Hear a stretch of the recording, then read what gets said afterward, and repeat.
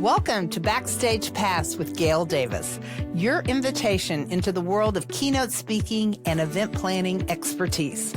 Join us as we pull back the curtain and dive into exclusive interviews with speaking industry experts. From seasoned speakers to master event planners, we're here to provide you with the ultimate backstage experience. Get ready to unlock valuable insights, tips, and strategies that will elevate your events and leave your audience inspired.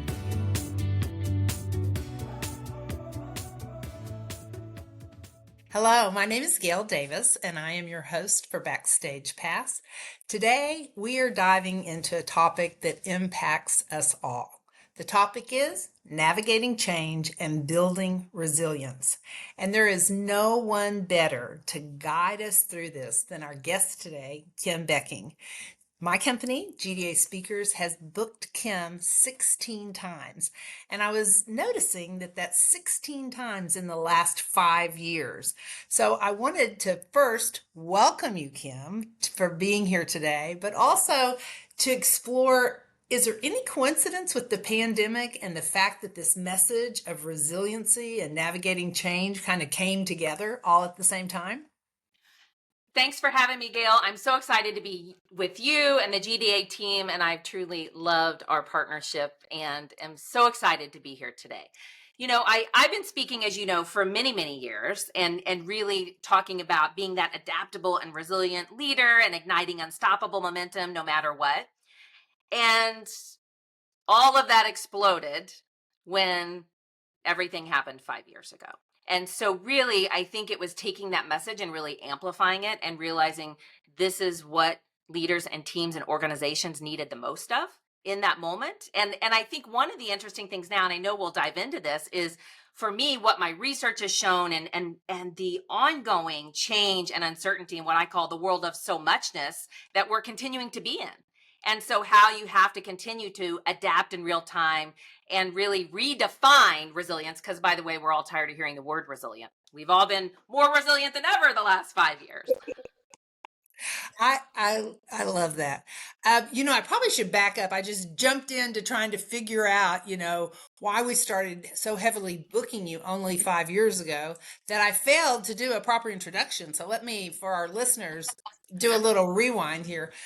What makes Kim the right person for discussing this is the fact that she's a best-selling author, she's a powerhouse speaker, she's a strategist, and she brings some really hard-earned wisdom from the worlds of law, business, government, and politics, where change isn't only inevitable in those areas, but it's really constant. And if that wasn't enough, Kim has also conquered breast cancer, proving firsthand what it means to embrace resiliency in some of life's toughest challenges. She now refers to herself as a recovering attorney and political consultant. And she's taken all this, and it's so exciting because she's put it together to help individuals and organizations adapt to change and communicate with impact while they build unstoppable momentum. Is that a good summary, Kim? Yeah, absolutely. Absolutely. Well, why don't we start with the obvious? Change, uncertainty, stress, burnout feel to me like they're at an all-time high. Yeah. And I'm curious what you're seeing and hearing from leaders right now and why your message is so critical at this time. Yeah, you are so spot on, because it does not matter right now who I'm talking to, what industry, whether it's the CEO or frontline worker or middle manager or anyone in between. Everybody is feeling this world of chaos and uncertainty. And I think a part of it is really things haven't let up, right? And I always say there is no normal or new normal. There's only what is now and what is next. And so how can you, as a leader in this world where things are changing so fast, learn to be adaptable and adapt in real time?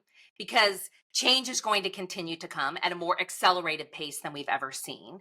And as a part of that, right, how do you then build that sustainable resilience so you can continue to not be in reactive mode, but be in proactive mode as a leader to continue to build that momentum? And I think for so many right now, they're struggling, they don't see a way out, right? Because it's the pings, it's the dings, it's economic uncertainty, it's workplace stress, it's, as you said, right, burnout at an all-time high, loneliness is at an all-time high. It's this perfect storm that we're all in. And so how do you adapt and lead, and not only do that for yourself, but do that for your organizations and do that for your people and at home, right?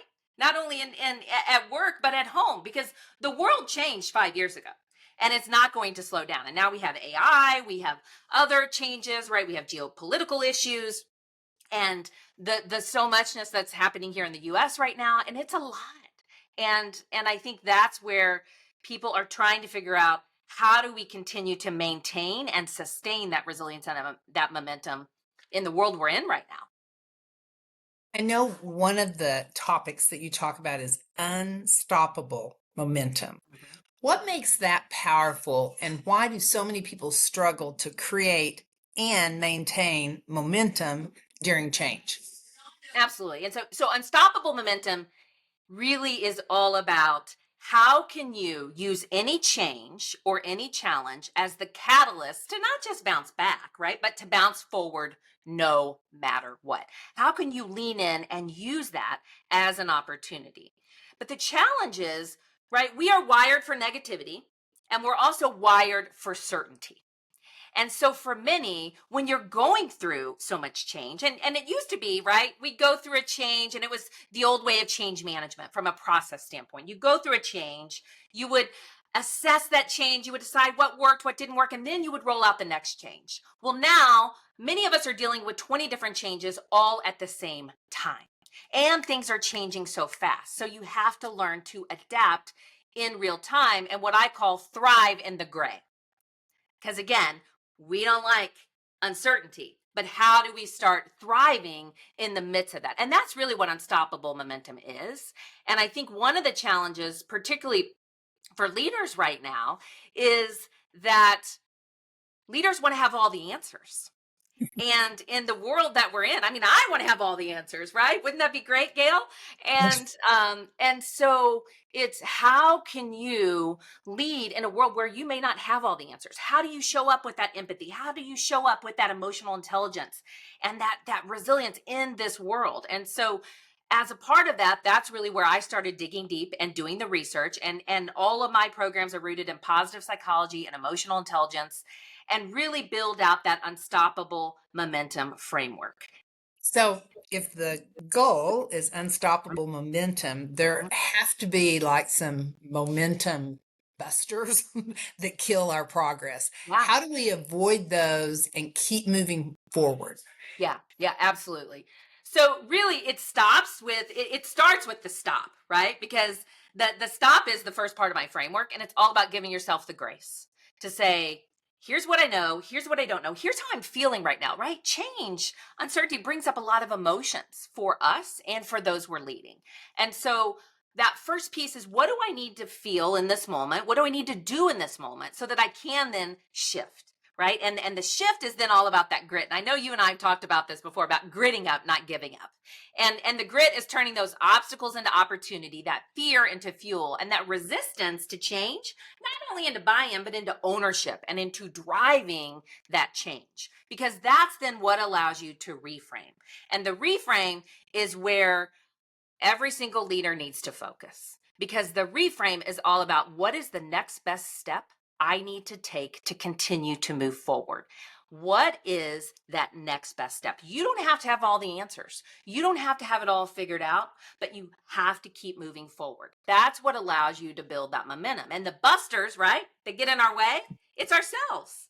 It's our own inner bully Edna up here telling us this will never work, this isn't possible, right? It's that fear which comes up, but all of those other feelings that hold us back, and that change fatigue that many of us are dealing with, and the so muchness of having too much to do and not enough time.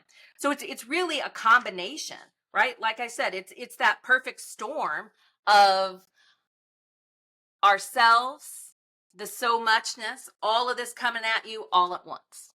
I And love so that term. you gotta take the next best step. You don't have to I, have it all figured out. I love the term so muchness. And I also love the permission to take the next best step. I think one of the hardest things for me as a leader has been when I take the next best step and it doesn't work out. Mhm. And so now I have to take the next best step Yeah, and trying to avoid the embarrassment or fear that people are going to lose confidence in me because that at that moment in time, I thought that was the next best step. But now knowing what I know, we're going to do a new next best step. And yeah. that's hard But sometimes. and that is right, and that is where that fear, right? The antidote to fear is action, right? And momentum requires action. And so as a part of my programs, as a part of my research, right? It is that how do you shift that fear into fuel and say, you know what? It's okay. Like we have to continue to adapt and innovate, or we will be left behind. And so, how do you start shifting? It's what I call building that momentum mindset, right? To start saying, I don't know how to do this yet, right? Or it's never been done yet. I call it the yet effect, right? It's the power of mindset. It's the power of yet to say, it's okay if we fail. Failure is how you grow. It's how you stretch. It's how you learn. I build out when I work with organizations and we dive deeper after my keynote, we build out failure walls where it gives everyone that, they have that psychological safety to take risks, to try new things, to say, you know what? Sometimes when you change things or try something new, you will fail. And that's how you grow. It's what I call instead of feedback, right? It's what I call feed forward. How do you continue to grow and learn through it? So, a typical keynote Yeah. presentation that you give to an organization, are you going over this framework? Is that what you do in your keynotes? Yeah, absolutely, absolutely. And I have several keynotes, right? And they really focus that individual leader from that self-awareness and that self-leadership. Also, we Hmm. then have one focused on team resilience and adaptability. And so where we dive deeper into that team aspect. But I walk them through my framework, right? The stop, the shift, which is all about that grit, and then the reframe. And I leave them. Yes, I'm inspiring, engaging, interactive, fun. I mean, you know that, and the feedback you get. But I also leave them with real tools, and so it's providing them when they leave the tools they need to continue to take action. And so, right, I have the You Are Loud card, which I know we'll dive deeper into probably in a minute, but that I bring for everyone. I have my Unstoppable Momentum Vault, which is an exclusive thing that I started offering this year. And as you know from feedback, clients are loving it. But it provides them my leader's guide, my manifesto, videos, other things, so they can continue to implement all of those things when they all go back to their busy worlds where they're feeling like this. We want them to take action. I always say hope alone is not enough. It has to be followed by action, right? Action's what will Oh, create that impact, results, and growth for them. I'm getting a lot of good one-liners from you today, Kim. Hope alone is not enough. Do you have an example of an organization, and you don't have to share the name, but Yeah, can yeah. you think of one that stands out who has taken your framework and really seen a transformation? Absolutely, absolutely. So I was working with a healthcare organization, and and then one of the things that they were struggling with was just that change fatigue and even compassion fatigue, right? And this feeling of disconnection because everybody was so busy, right? They're working in their own silos, and so we worked with them, as a part of the keynote, because I do that one size fits you customization, right? So I want to dive deep. I want to understand their challenges, their struggles, their stressors. We do a survey that we send out ahead of time to all the leaders to understand firsthand what their challenges are. We understand where are they with their strategic plan, what are the goals, what do they want everybody to feel and do when they leave? And then I incorporate that as a part of that one size fits you customized keynote. And so after the keynote, we talked about how can you continue to integrate what's in the vault? How can you continue to take each piece of the framework and really incorporate that as a part of your culture? And so what they did they did a couple things. They started using the "You Are Loud" card, which is one of my leave behinds. Every single you know team meeting that they would have, they would say, okay, where's everybody at right now? How are you feeling right now?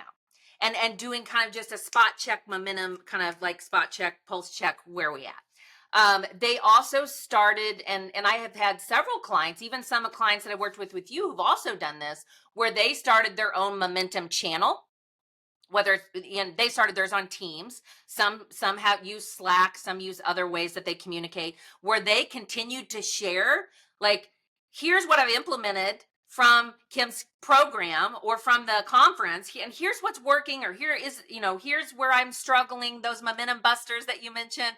um Anybody else have any other things? And it's allowed this beautiful connection to continue, right? And that kind of that team resilience piece. So, those are some things. And then we talked about, like, what would I call it, ROR, return on resilience, right? Instead of ROI, it's ROR. What does that return on resilience look like for you all? If we were to get together a year from now, what would success look like in your people?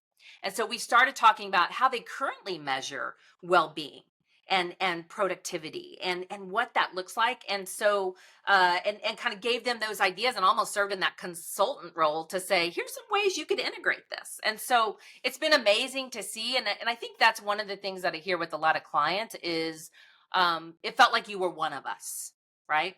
That's and cool. and you can take this, and you were speaking our language and understanding our goals, because every client and every organization is different, as you know, in Yeah. the work that you do, and really curating those speakers for the right client.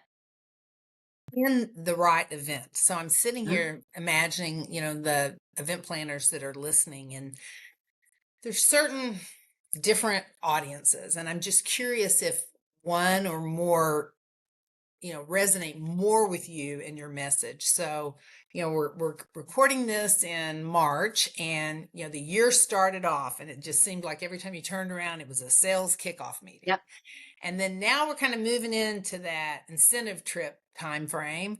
And throughout the year, we have leadership meetings. Then we have a whole different category of HR conferences and organizations.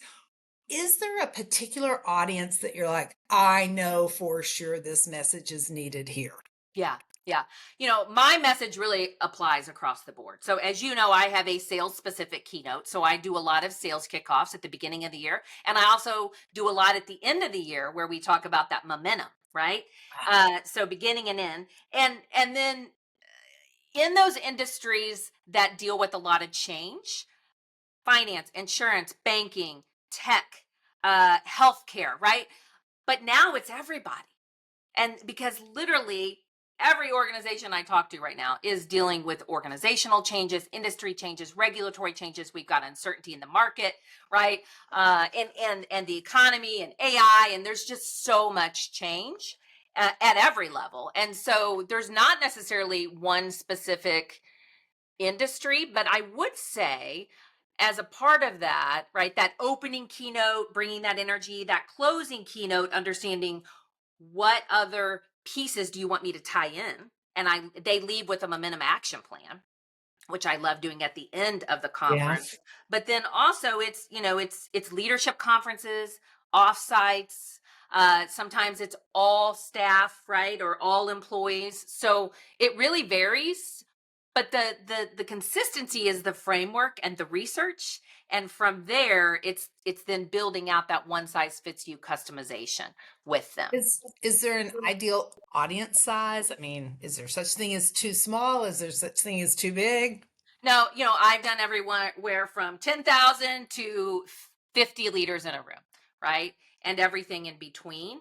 And again, the energy changes, the dynamic changes. It Sure. depends on the goal, it depends on, as a part of that customization process, understanding what do they need in that moment. And I think that's one of the things, especially right now, as speakers, right? And as thought leaders, for all of us, it's meeting our clients and their leaders and their folks in the moment. What do they need right now to be able to be that adaptable and resilient leader to continue to move forward. And as a part of that, it's that whole, I talked about gritting up, not giving up, but it's also, right, the grit without the grace is not sustainable. And that's where we have to bring in that giving yourself that permission and grace to understand, what do I need in this moment as a leader to be able to lead not only myself, but my team forward. I love pairing those two words together, grit and grace. I love that. Um, if I could watch every speaker in action, that would be my dream. And it's not so much to watch your skills on the stage. I mean, that's really important. But my favorite thing is, what is the audience saying when you're finished? When they come up and talk to you, when they wait Yeah. in line, when they stand behind, and then they eventually get to speak to you. So I'd love for you to share, what do you hear from individuals? Because that, even event planners sometimes don't get that. They're off running, getting things set up for the next event. What are the individual attendees saying to you after you speak? Yeah, we felt like you were talking just to us, or right, you felt like, we felt like you were one of us.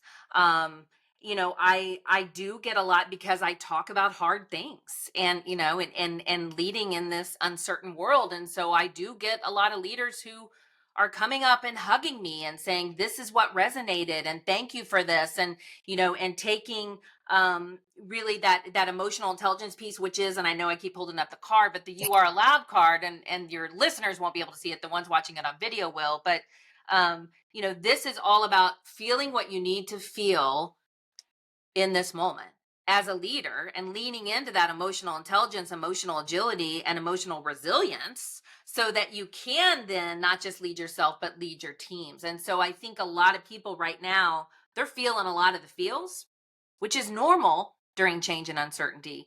And so how do they shift that feeling, right, into action? And that is what really allows them to move forward. So I know this whole topic of change brings up so many emotions, and Yeah. that, I mean, you do keep holding up the card. So the Yeah. card, dive into that a little bit Yeah. more. Yeah. You are Yeah. allowed. It's Yeah. it's a takeaway for each attendee. Every attendee gets that card. And if it's a virtual program, they get it as a PDF. They also get it in the vault to share with anyone on their team, anyone within their organization, anyone in their life.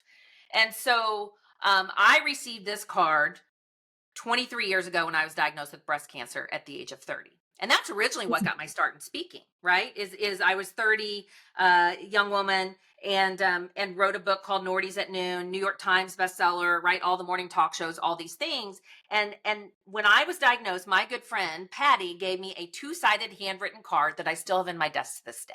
And it's all about giving yourself that grace and permission to feel what you need to feel during change, during uncertainty, right? During the so muchness. And so I won't read it all to you now, but it's, you are allowed to be frustrated, to feel anxious, to be lonely, to feel out of control, to feel overwhelmed, to feel behind, to wonder what if, to long for simple things and simple times, to wish for more. But on the flip side, you turn the card over and it says you are allowed to find the good, to be grateful, to be hopeful, to realize you are not alone, to find joy, to realize you are stronger than you ever thought, to be surrounded by people who care, to find your grit, to give yourself grace, to find the opportunity, to do what you can, to learn to ask for help, to make a difference, to be you. Which side of the card are you on today? And it's not Oh, I only, love it. I've and seen it's, this before, and I'm yes, got all the feels. and I it's not love it. only where are you, it's where are those you're leading?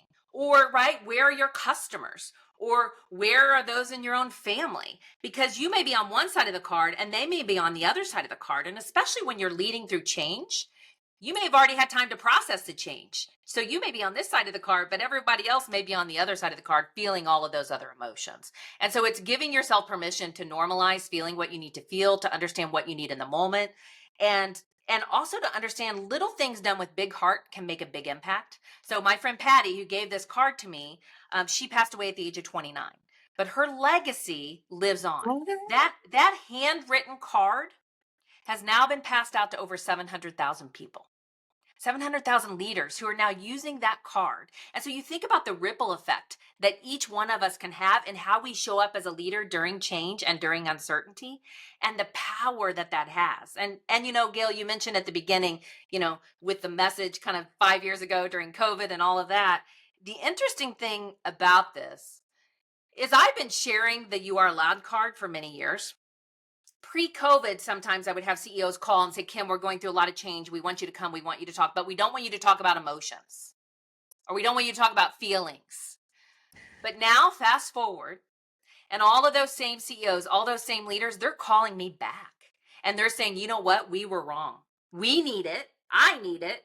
And my people need it now more than ever. So that we can continue to not just navigate change, but embrace it and own it and lead through it and come out the other side stronger and better than before. And so now everybody is leaning into this. And I have clients, couple years later will send me a picture of this. I had actually one client, she sent me a picture of it and it had her mascara stains on it. But in how they're using it with their teams or how they're using it when they're going through those changes. And so that's a powerful tool. And I explained during my keynotes, here's how you can use this both for yourself and for those you lead, and how you can integrate that as a part of your culture so you can build that resilient and adaptable culture during this time. Because right, because it's adaptability and resilience are no longer soft skills. They are required in the world that we're in right now. Easy for me to see the leadership, the teamwork angle. But you also mentioned with a customer.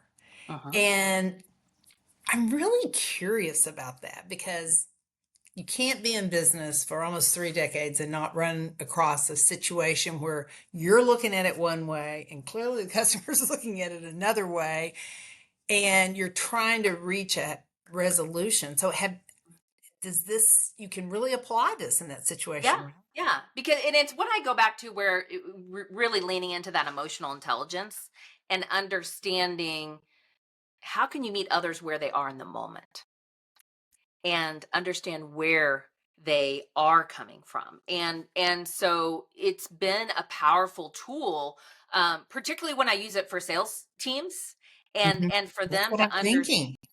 understand, here's not only how we can utilize this for each other and those we lead, but here's how we use it with our customers. And as a part of that, Gail, and I think there's been this whole shift, right? There's a lot of negativity. There's a lot of, I had a client a couple of years ago and they said it's like we're navigating the new angry. And I said, sometimes it's like we're all in an episode of Mean Girls. And right, our brains are wired for negativity. We have 50 to 70,000 thoughts a day. How many of those are negative versus positive? And so when you add that, coupled with our brains are also wired for certainty, and we're in this uncertain world of so muchness, people are on edge. And so, how can you lean in and use the You Are Allowed card or use that emotional intelligence and that connection, right? Because it's more than just communication. Connection is the heartbeat of life. It's the heartbeat of leadership. It's the heartbeat of resilience and building that. And so how can you lean into that from that perspective? There's so much to think about there. I was just thinking of, like, we do surveys after events, Yeah. and I don't, what, knock on wood, but they're 99.9% glowing.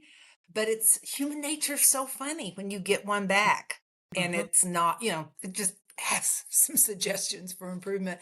Yeah. But I watched the emotion and we did the best we could, but they're thinking about where they are. They're Right. not flipping it. Where Right. do you think the client was? Ooh, this is Right. good. I That's gotta, I right. gotta find my We Are Allowed card. I Yes, gotta get I'll it send out. you I some gotta get more. it. I know I dropped some off at our office visit, but I'll mail you some more if you can't find them. I Yeah. love it. I love it. I don't want just a PDF. I want that card I can walk Yes. around with. Okay, do you think we've covered enough on resilience? Because I know it's important and we've woven it in. Are there any last thoughts or other things we want to say about resilience? Yeah, I think the big thing right now in this moment is that redefining it, and how do you build that sustainable resilience, which is all about your mindset, right? It's all about giving yourself that permission to feel what you need to feel, to do what you need to do, and to also make sure you're recharging and refueling yourself. That's how you build sustainable resilience in this world. And I share this as a part of my keynotes. I'll ask you the same question. What do you do right now when your phone battery gets on 10%? You recharge it. Recharge it. Now, some Well, in my it's audience will say panic, right? They'll say panic, and then they recharge it. And for many of us in this 24/7 nonstop world where change is coming at a more rapid pace than ever before, we're recharging our phones more than we're recharging ourselves. And that is not sustainable. Our brains and our bodies were not made for the world that we live in today. And there's a lot of research coming out right now, Gail, about the power of breaks, the power of strategic micro breaks during your day. So I call it finding your five. How can you find 5 to 15 minutes every day to recharge and refuel yourself? And we're going from back to back to back meetings, back to back calls, back to back events, where we're not even making the time to use the restroom, to go walk outside, to eat a little snack, to figure out what happened in that meeting and what's in the next meeting, right? We all have meeting fatigue and email fatigue and the pings and the dings coming from every direction. And so it's not sustainable. And so there's a lot of research coming out right now about the power of strategic breaks during your workday and how that increases your well-being, increases your productivity, increases your resilience, right? So you can sustain it in the world that we're in. boy, I love that analogy about the charging of the phone. Yeah. And I get gasps, like audible Yeah, gasps in the yeah. audience of, yeah, that's where we're at. And it's And not it's so funny. sustainable. One of my sons and I have this ongoing thing about cell phone batteries. He cannot believe how low I let mine go. Now I'm like, I gotta dive into that. There's probably some underlying theme there. He's Right. like, Mom, how could you be walking around with a battery that's at 5%? Right. Right. And right. Yeah. How many of us skip lunch because we're working Hmm. or don't take a break during the day? Because Best it's thing I did right. for that, I got a dog, Kim. I got a I know, puppy. it's so cute. Oh my Yeah. gosh, it's just changed my life because I walk home, I Yeah. get some vitamin D, I take him for a walk, I walk back. Amazing. Love it, So love how it, do you love it. how do you find your five, right?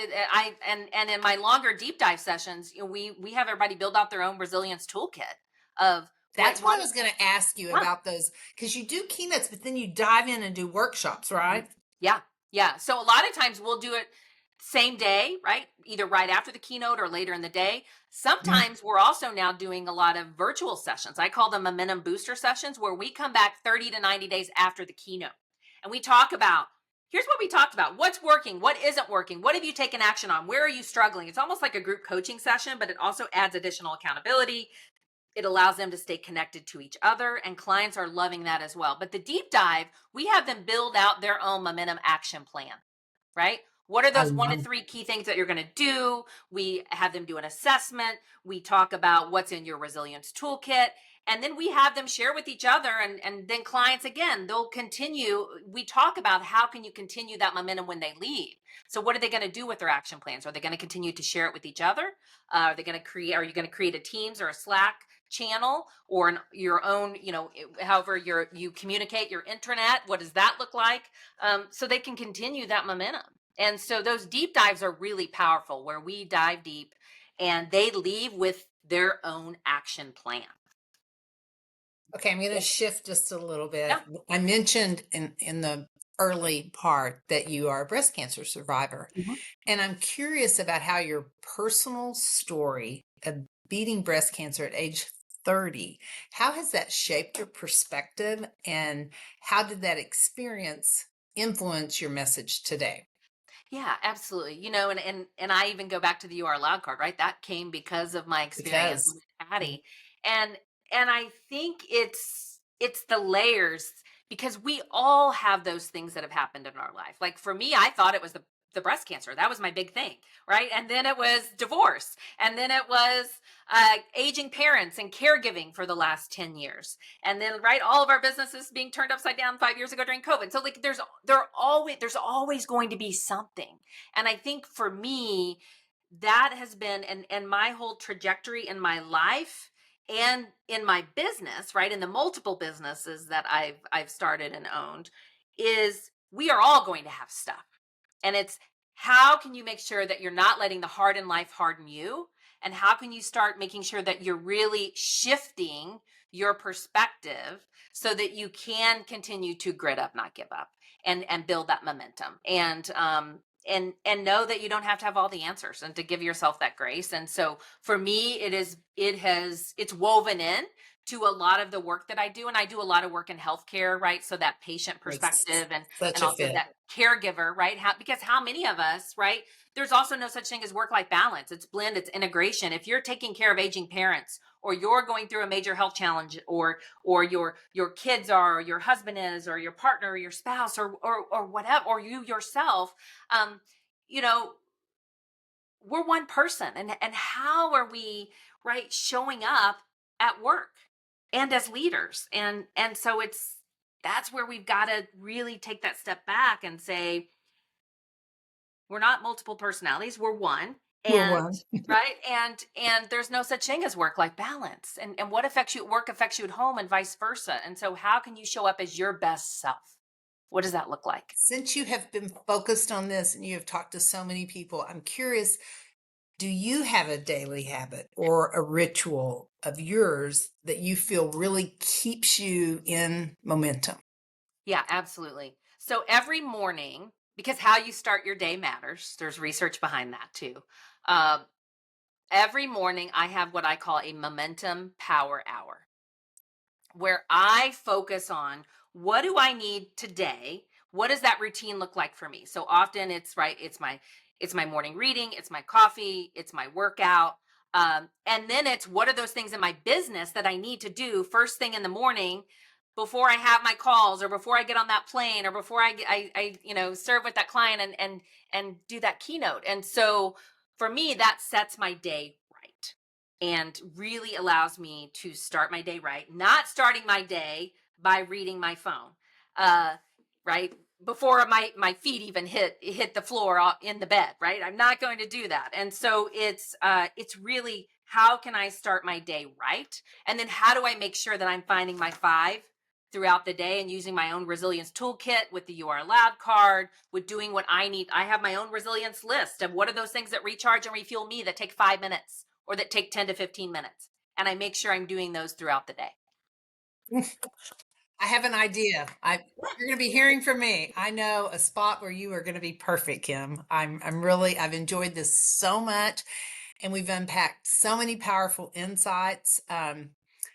I think I love, as I said earlier, I love the way you pair grit and grace. And Mhm. I think it's very clear why this message resonates so deeply with leaders and teams navigating our fast paced world. So I really appreciate your generosity in sharing today. And for anyone that is listening that wants to bring momentum into their organization, and we're all navigating change, but if you want to elevate navigating that change with confidence, let us hear from you at GDA Speakers, and we can bring Kim in for your next event. And I know everyone will be better for it. Thank you so much for being a guest today, Kim. I really enjoyed it. Thanks, Gail, to you and to the entire GDA team for your partnership. You all are true rock stars, and I appreciate you. Thank you for joining us on Backstage Pass with Gail Davis. Tune in for more exclusive interviews and pro tips to elevate your events. Don't forget to subscribe and share your thoughts with us. We'll catch you next time behind the curtain on Backstage Pass.